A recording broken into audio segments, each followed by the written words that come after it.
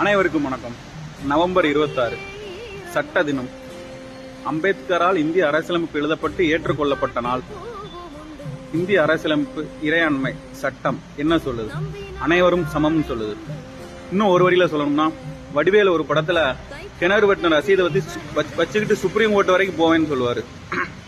1949 இந்திய அரசியலமைப்பு வர்றதுக்கு முன்னாடி இருந்த சூழலுக்கும் இந்திய அரசியலமைப்பு வந்த பின்ன இருந்த சூழலும் ஒரு சாமானியனுக்கும் அவனுக்கான உரிமையா சொல்றது.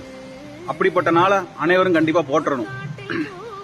வேறும் பூவும் வேறில்லை, கருமேகம் போல நீர் இல்லை, அலைக்கடல் அடங்குமோ அதிகார குரலுக்கு? எப்போதும் நீரின் வீழ்ச்சி நீதானே, உன்னை நீந்தி கடக்க முடியாதே ஒரு பனித்துளி, அது எரிமலை அணைத்திடுமா?